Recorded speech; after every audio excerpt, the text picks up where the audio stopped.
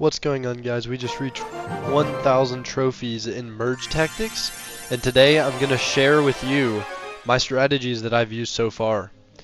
So, yep, as you can see, we've reached 1,000 trophies. So, I'm really enjoying the game. I hope y'all are too. I hope you're able to play it. So, yeah, let's go ahead. We're going to get into the first game here. So, my first tip is always pay attention to the modifiers. The modifiers will boost these certain troops. So like in this battle, the combat troop gets buffed and reflects 50% damage.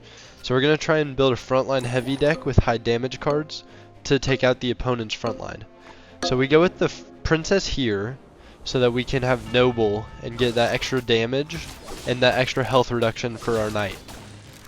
So as you can see, our knight is tanking pretty well, and then it's just our princess versus archer. Okay. The second tip is that you should always play the king, and you need to lose a battle in the first or second round so that you gain the 4 elixir, but don't lose very many health points on your king. So it gives us enough elixir here to get that skeleton king, and we get this knight upgrade. And so this is really big because now we're kind of over leveled for this battle because we've had more elixir already. And another reason that we went with the Skeleton King is because paired with Knight we get that Gladiator ability, and we have that shield that you could see there. So in addition to taking 50% less damage for being frontline, they also have a shield and reduced damage from being noble. So we have really beefy cards right now. And so now we can go ahead, we're going to upgrade the Skeleton King. And then we have enough elixir for this bomber, which is going to give us this undead ability. And this undead ability curses the enemy and cuts their HP by 25. It's their strongest enemy, so we should be able to go through their front line even faster now, just due to that ability.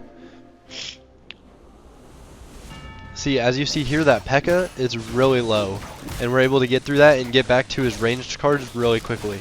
If those ranged cards build up and get their attack speed up, then they're a lot of pain to deal with. But, okay, tip number 3. Don't cycle for specific cards until the end game. It wastes elixir when you do. Because every time you sell a card that hasn't been merged, you're losing 1 elixir. If you get a goblin and then you're able to upgrade that goblin, you spend 4 elixir. You can sell the goblin for 3 elixir, and you get 1 elixir for merging it. So if you're able to do that, then it's worth it to cycle because you get your elixir back and get new options. Otherwise, you just need to wait. Here we get the Royal Ghost, which is really huge because it's going to allow us to finish the undead ability. That's why we went with the giant skeleton, so that if we ever did get the Royal Ghost, we could get it.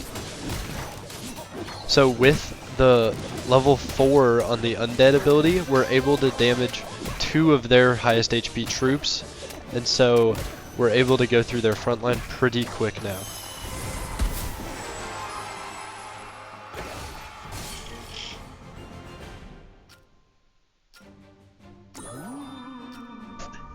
Okay, we get the Royal Ghost here, and then now we're gonna just wait and see what they go ahead and do. We're playing the dead person right now, so it shouldn't be a hard battle whatsoever. It should be a free round. We should get 4 elixir. We should move on.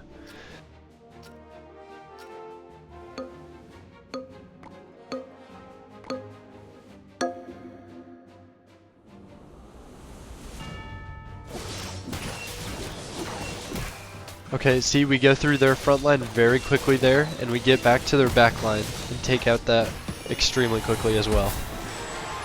Okay, so tip number 4 is look at your opponent's lineups when you have Princess and Executioner, and try and snipe their backline troops.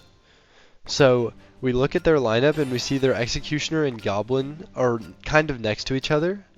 So what we could do here is we could move our Princess off the very back line and up 1, and it'll automatically target those 2 troops. However, I don't think we're going to do it here because with the noble ability, our princess gets extra damage for being on backline. So we're going to go ahead and leave her here for now. But if somebody else has a princess on backline and you want to take it out really quickly, you can move your princess up a line and line it up with theirs from their screen. Don't forget it's mirrored, and it's going to be the opposite side. But then you're able to take out their princess at the very beginning and not have to deal with it at the end of the round. Okay, hopefully this will be the last battle and we're able to knock him out here. So we're gonna get that princess upgrade. We could get a giant skelly upgrade, but we're not gonna be able to sell enough stuff. So if we do end up going to another round after this, we're gonna upgrade that giant skelly. And yeah, so this should be pretty easy. We're set up pretty well. He's still changing his stuff out. He gets an archer queen there. And we're gonna just make sure we space our troops out. That's another really important thing. If you have your two ranged troops in the two opposite corners, their melee units will have to walk all the way over to them every single time. But let's see. Okay, princess is splashing on both of those. Yep, we get some skeletons from the Skeleton King. And then, yeah, 4v1. This should be a pretty easy win. And yep, perfect. Okay, there's going to be one more round, so we're going to go ahead and get that giant skeleton upgrade. And then, what does it give us next? We're not going to be able to use any of these. Nothing next. Okay.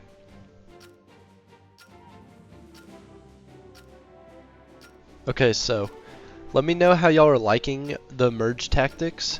Like, you know, what you think about it, if you think it's a good addition to the game, if you don't. And also, don't forget to subscribe. It means a lot to me, and it'll show me that you're enjoying my content and you want to see more of it.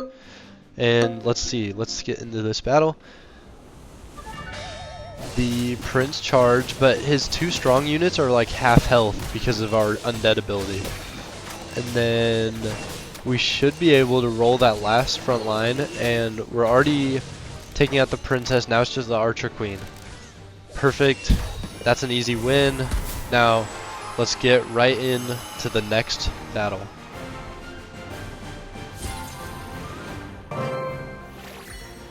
Okay, this next battle is Runestar, so we're gonna start with this goblin here. We have another goblin that we can use. So goblins are good if you can get them early, otherwise it's better to build stronger abilities. But I thought I was getting a goblin ability here, but I needed the spear goblin because I can't use two identical goblins. I have to have two unique ones. So we didn't get a free goblin from this round, but next round we'll be able to sub in the spear goblin for the 1-star goblin.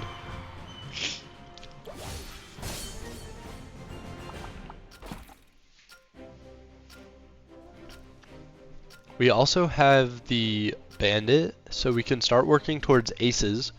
Aces is a really good ability if you have a really high level troop, and it just allows it to do more damage and then give all your team a buff whenever they kill an enemy troop.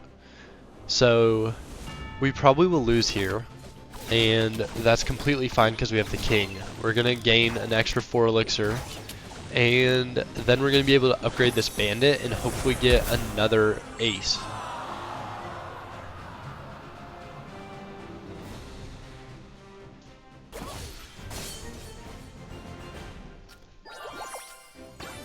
Okay, we get another spear goblin. That's really big, so that'll upgrade that. We get the bandit upgrade, so now we have that, and we can go ahead and get the golden knight here.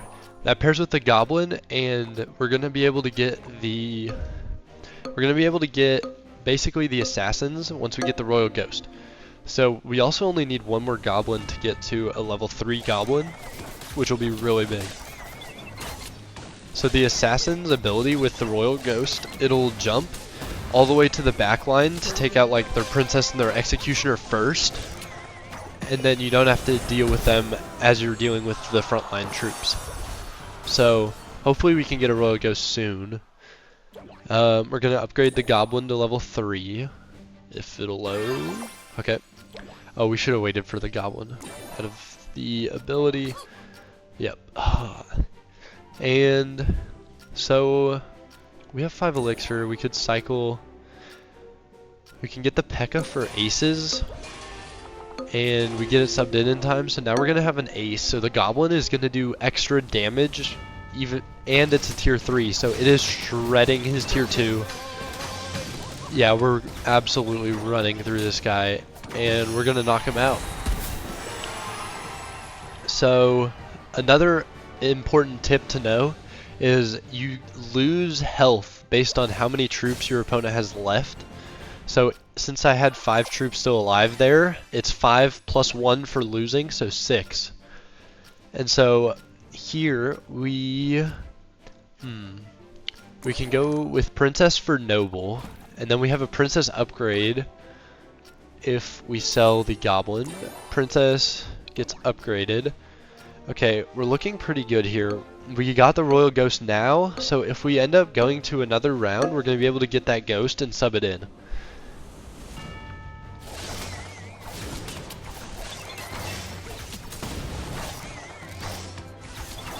Okay, we're able to roll through this guy pretty quickly too. And we are able to knock him out. So now only one player remains between us and winning the entire game again. So let's see, we get a Spear Goblin there. So we upgrade our Spear Goblin to level 3, which, I mean, is kind of a mistake. Now we see the Royal Ghost. So we buy the Royal Ghost, we sub it for the Goblin, the Spear Goblin, because the other Goblin is going to be in the Assassin attack. Okay, now with the Assassins, we're going to look at his. We see his are spread out in the back, so we're going to spread out the 3 Assassins on the back row. So when they jump, they'll hopefully jump to those 3. And then, yes, okay. So now all 3 of his back row troops are out, and it's all of our troops versus his 2 front row tanks. So that makes that battle really easy, and